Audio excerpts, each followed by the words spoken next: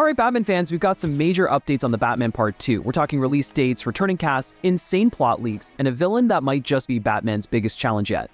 Guys, this secret society isn't just another bunch of bad guys. Reportedly, everything Batman thought he knew about his city was wrong. Let's get right into the new Batman 2 update and new plot leak. First, let's dive into the production status. So, what's the deal with the delay? The sequel's production timeline has been pushed back, with filming now set to begin in 2025 and a release date of October 2nd, 2026. Screenwriter Mattson Tomlin dropped some wisdom on us about why taking their sweet time is actually a good thing. He said, "Matt Reeves is like no other. He is a true artist who is operating in a world where sometimes art doesn't get to flourish." In other words, they're not just slapping together a quick cash grab, they're crafting something special. Now, you might be wondering, while the strike certainly didn't help speed things along, they're not the main reason for the extended timeline. It's all about quality over quantity, people. But fans are mad about this because they want it to come sooner, but they also want a good movie. Let us know what you think is more important. But enough about the behind-the-scenes drama. Let's talk cast. Robert Pattinson is confirmed to don the cape and cowl once again as Bruce Wayne. And Colin Farrell? Yep, he's waddling back as the Penguin. But what about Catwoman? Jim Gordon. And let's not forget Barry Keoghan's creepy take on the Joker.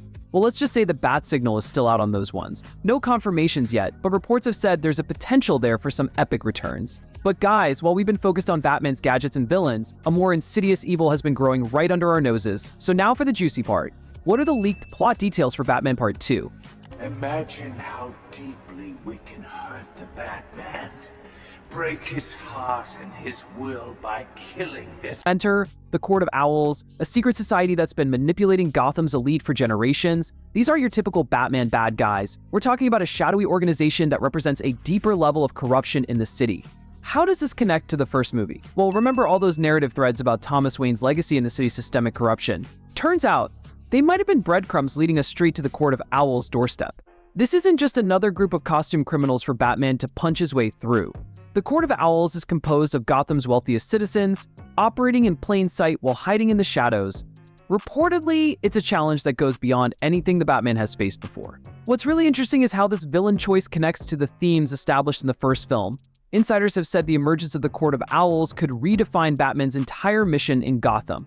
Think about it, he spent his career fighting individual criminals, but what happens when he realizes the entire system is rigged?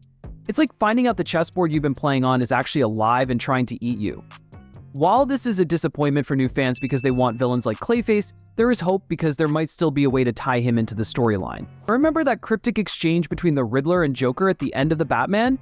It wasn't just idle chatter. Their partnership could be the key to unlocking the sequel's biggest mysteries. But that's just the tip of the iceberg when it comes to connecting the dots between the first film and its upcoming sequel. Batman Part 2 is set to have just one villain, but some side ones too, and that's where Clayface might come in. Also, the Penguin series is set to dive deep into Oz Cobblepot's rise to power and how Falcone's death shakes up Gotham's underbelly.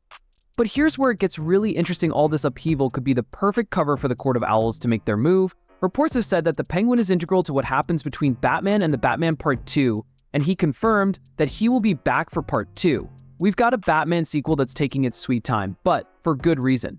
The creative team is aiming high, with Mattson Tomlin saying the bar just couldn't be higher, and boy, do they have plans for Gotham. We're talking about a flooded city, a potential Riddler-Joker team-up, and the Court of Owls lurking in the shadows.